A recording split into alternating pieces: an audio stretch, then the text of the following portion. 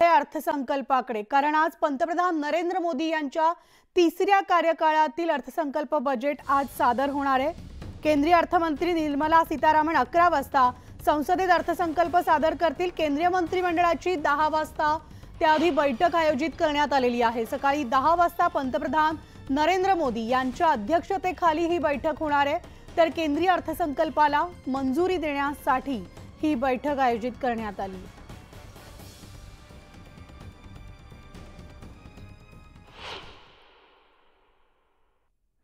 तर मोदी सरकार यांचा तिसऱ्या कार्यकाळातील आज पहिला अर्थसंकल्प सादर होणार आहे। अर्थमंत्री निर्मला सीतारामन आज केंद्रीय अर्थसंकल्प सादर करणार आहेत। देशातील आतापर्यंतचा हा 93वा अर्थसंकल्प असणार आहे। निर्मला सीतारामन आज सलग 7व्यांदा अर्थसंकल्प सादर करणार असून अर्थमंत्री म्हणून 7व्यांदा अर्थसंकल्प मांडणाऱ्या त्या पहिल्याच व्यक्ती ठरतील। अर्थसंकल्प सादरीकरणाची अनेक जण उत्सुकतेने वाट पाहत आहेत। देशभरातील 140 कोटींच्या वर लोकांना या बजेटमधून अपेक्षा आहेत। त्यामुळे काय स्वस्त होणार आणि काय महाग होणार यासोबतच येत्या 3 महिन्यांमध्ये राज्यात विधानसभा निवडणुका सुद्धा होत आहेत। त्यामुळे बजेटमधून मुंबई महाराष्ट्राला काय मिळणार याकडे देखील अख्ख्या महाराष्ट्राचं लक्ष लागलेलं आहे। बजेटमधून सर्वसामान्यांना दिलासा मिळणार का, शेतकऱ्यांच्या अपेक्षा पूर्ण होणार का याची देखील उत्सुकता आहे। तर निर्मला सीतारामन यांनी 22 जुलै रोजी संसदेमध्ये देशाचा आर्थिक पाहणी अहवाल मांडला आणि या आर्थिक पाहणी अहवालात कृषी क्षेत्रात तातडीने सुधारणा होणं गरजेचं आहे असं देखील सुचवण्यात आलंय। त्यामुळे आता यावेळच्या अर्थसंकल्पात शेतकऱ्यांसाठी काय असणार याची सगळ्यांनाच उत्सुकता लागली आहे।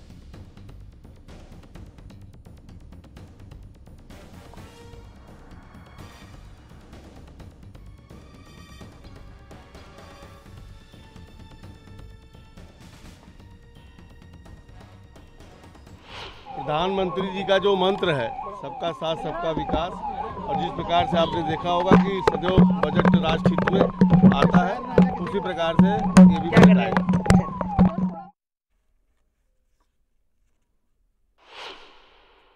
तो सबसे बड़ा सुरक्षा की बात है कि सुरक्षा होनी चाहिए। आम जनता, हम लोग आम पब्लिक हैं, जो उनको सबसे बड़ा क्या चाहिए, सुरक्षा। तभी अभी हम लोग देख रहे हैं कि अधिकांशतः जहाँ तहाँ रेल दुर्घटना हो रही है, उस पर सरकार को ज़्यादा ध्यान देनी चाहिए। जनरल बोगी जो आम लोगों के लिए है, जनरल बोगी या तो एक है या दो है, तो एक आगे एक पीछे है। उसमें भी लोग पूरा भेड़ बकरी की तरह जा रहे हैं। इवन की टिकट भी ले रहे हैं, फिर भी सीट नहीं मिल रहा है। सीट तो मिलने का दूर की बात है, खड़ा भी नहीं हो पा रहे हैं।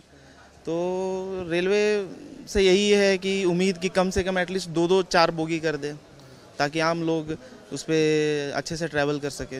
रेलवे में तो बहुत बदलाव चाह रहे हैं। स्लीपर कोच को घटाते जा रहे हैं, जनरल कोच को घटाते जा रहे हैं, एसी को बढ़ाते। आम जनता कहाँ जाएगी? तो हमको तो इस सरकार से कोई उम्मीद नहीं है, बाकी जो होगा देखा जाएगा। इस महंगाई के ज़माने में जितना भी थोड़ा सस्ता हो जाए, जिससे जो है मिडिल क्लास के तबके के नीचे जो है ज़्यादा परसेंटेज है, तो उनके लिए थोड़ा सा आराम हो जाए, राहत हो। जॉब नहीं है, कुछ नहीं है, और बजट जो है हर चीज़ में जो है महंगाई बढ़ाया जा रहा है।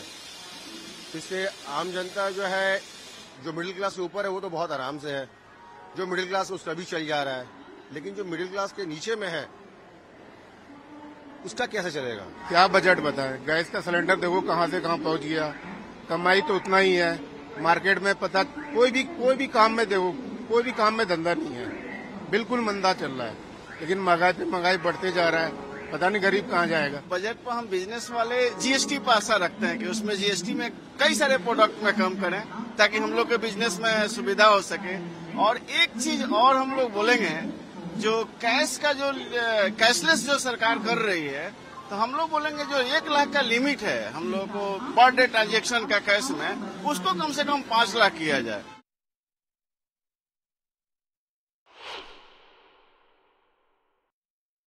येण्याआधीच काँग्रेसचे अध्यक्ष मल्लिकार्जुन खरगे यांनी यावर प्रतिक्रिया दिली आहे। सरकार फक्त स्वतःच्या फायद्यासाठी काम करते। देशभरात पूर परिस्थिती गंभीर असून बजेटमध्ये सरकार याबाबत काय घोषणा करणार ते देखील पाहू असं खरगे यांनी म्हटलंय। हम पहले से किसानों के लिए कुछ करें, ये मुद्दे रखें, और गरीबों के लिए कुछ करे, दलितों के लिए कुछ करे, ये हम पहले से बोलते आए हैं, लेकिन ये सरकार अपनी ही चलाती है, अपने फायदे के लिए जो कुछ होना है वो काम करती है, जनता के लिए कुछ नहीं कर सकती। इसीलिए बजट आने दो, रियलिटी में वो क्या करने वाले हैं, क्या वेलफेयर मेजर्स देने वाले हैं, जैसा कि बैकवर्ड एरियाज के लिए कुछ पॉकेट कुछ पैकेजेस देंगे, ऐसी आशा हम करते हैं। आणि आपण थेट जाऊयात, आमची सहकारी माजी प्रतिनिधी प्रणाली कापसे आपल्या सोबत आहेत। प्रणाली, गुड मॉर्निंग। आज केंद्रीय अर्थसंकल्प सादर होणार आहे, देशाचं लक्ष याकडे लागलेलं आहे आणि त्यात आता 3 महिन्यात विधानसभा निवडणुका महाराष्ट्रात होत आहेत, त्यामुळे महाराष्ट्राला काय मिळणार, मुंबईला काय मिळणार यासाठी सुद्धा सगळ्यांचं लक्ष असणार आहे। काय अपेक्षित आहे महाराष्ट्राकडून? खरं तर आत्ता मी मुंबईच्या महालक्ष्मी रेल्वे स्थानकाच्या बाहेर आहे। सर्वसामान्य मुंबईकर, चाकरमानी आपण ज्याला म्हणतो, जो ज्याचं पूर्ण लक्ष हे त्याच्या कामावर असतं, तो आत्ता सकाळच्या वेळेला जातो आहे। अनेकांना मी विचारून बघितलं की तुम्ही प्रतिक्रिया द्याल का, परंतु सर्वसामान्य माणूस असा असतो की ज्याला खरं तर या अर्थसंकल्पाचा सगळ्यात जास्ती फटका किंवा सगळ्यात जास्ती फायदा या दोन्ही गोष्टी होणार असतात, परंतु हाच एक असा वर्ग आहे जो कुठल्याही पद्धतीच्या प्रतिक्रिया द्यायला धजावत नाही।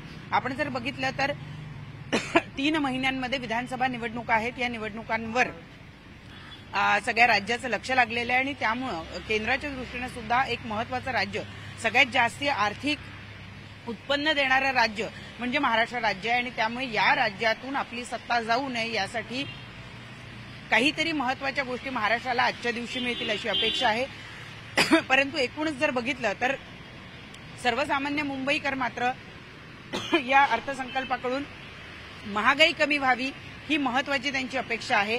एकूण वस्तूंचे जे दर वाढत आहेत, अनेक वस्तूंवरचा जीएसटी जो आहे तो जास्त आहे, तो कमी केला जावा, म्हणजे आमचं दैनंदिन आयुष्य जे आहे, छोट्या छोट्या गोष्टीतून आमचे पैसे वाचतील अशी अपेक्षा त्यांना आहे आणि त्यामुळे मुंबईकर नेमका या अर्थसंकल्पातून त्याला ज्या अपेक्षा आहेत त्या आज पूर्ण होतात का याबद्दलच्या प्रतिक्रिया ज्या आहे त्या आपल्याला मिळू शकतील। त्यामुळे एकूण जर आपण बघितलं तर आजचा जो अर्थसंकल्प आहे त्या अर्थसंकल्पाकडे लोकांचे लक्ष लागलेलं आहे। मॅडम, आप कुछ बोलेंगे? आज सेंट्रल का बजट है। आपण बघतोय की अनेक जणांना प्रतिक्रिया द्यायला मनाई करतात, परंतु सर्वसामान्य माणसाला जी अपेक्षा आहे ती हीच की त्याचं जे मंथली बजेट आहे ते बजेट जे आहे ते कुठेतरी सांभाळायला जावं, कुठेतरी त्याला त्याचा फायदा व्हावा। ज्या पद्धतीनं गेल्या काही कालावधीमध्ये महागाई वाढलेली आहे त्याचा फटका या वर्गाला सगळ्यात जास्त बसत असतो आणि त्यामुळे हा वर्ग आज त्यांना काय दिलासा मिळतो याकडे त्यांचं लक्ष लागलेलं असल्याचं आपल्याला बघायला मिळत आहे। थोड्या वेळातच याबद्दलच्या प्रतिक्रिया आपल्याला मिळतीलच, परंतु सर्वसामान्य मुंबईकर आत्ताच्या घडीला त्याच्या ऑफिसमध्ये पोहोचण्याच्या गडबडीत असतो आणि त्यामुळे अनेक जण यावर कुठल्याही पद्धतीची प्रतिक्रिया द्यायला नकार देतात। तुम्ही म्हणताय की अनेक जण मुंबईतला चाकरमानी जो आहे तो प्रत्येकाला आपलं ऑफिस खरं तर गाठायचं असतं, मात्र आजच्या या अर्थसंकल्पीय बजेटमधून, अर्थसंकल्पामधून महाराष्ट्राला खूप काही मिळेल, मोठ्या घोषणा होतील अशीच अपेक्षा महाराष्ट्र करतोय। वळूयात पुढच्या बातमीकडे। तर केंद्रीय अर्थमंत्री निर्मला सीतारामन आज आपला बजेट सादर करणार आहेत। नवं सरकार स्थापन झाल्यानंतर आज पूर्ण अर्थसंकल्प मांडला जाणार आहे आणि त्यामुळे या अर्थसंकल्पात देशातील सामान्य नोकरदार, उद्योजक आणि अन्य घटकांसाठी कोणत्या घोषणा होणार याकडे सगळ्यांच्याच नजरा लागल्यात। सरकार उत्पन्नावर किती टक्के कर आकारणार आणि कोणत्या प्रकारची सूट देणार यावर सामान्य नोकरदारांची बरीच गणितं अवलंबून असतात आणि त्यामुळे आता अर्थसंकल्पातील इन्कम टॅक्स स्लॅब या घोषणेकडे सगळेच डोळे लावून बसलेले आहेत। आजच्या अर्थसंकल्पात इन्कम टॅक्स स्लॅबमध्ये काही बदल होऊ शकतात। 20 किंवा 25 लाख रुपये वार्षिक उत्पन्न असणाऱ्यांना सरसकट 30% इतका कर भरावा लागू शकतो असा देखील अंदाज आहे आणि सध्या 15 लाखांपेक्षा जास्त उत्पन्न असल्यास 30% आयकर भरावा लागतोय। हीच मर्यादा 5 किंवा 10 लाखांनी वाढल्यास हा उच्च उत्पन्न गटातील नोकरदारांना मोठा दिलासा ठरू शकतो आणि दुसरीकडे सेक्शन 80च्या नव्या कर प्रणालीत समावेश करावा अशी मागणी सुद्धा केली जाते। नव्या कर प्रणालीनुसार 3 लाख रुपये वार्षिक उत्पन्न असणाऱ्यांना कोणताही कर भरावा लागत नाही, मात्र ही मर्यादा 5 लाखांपर्यंत वाढवावी अशी मागणी आहे आणि त्यामुळे अर्थमंत्री आज काय निर्णय घेत आहेत हे पाहणं महत्त्वाचं असेल।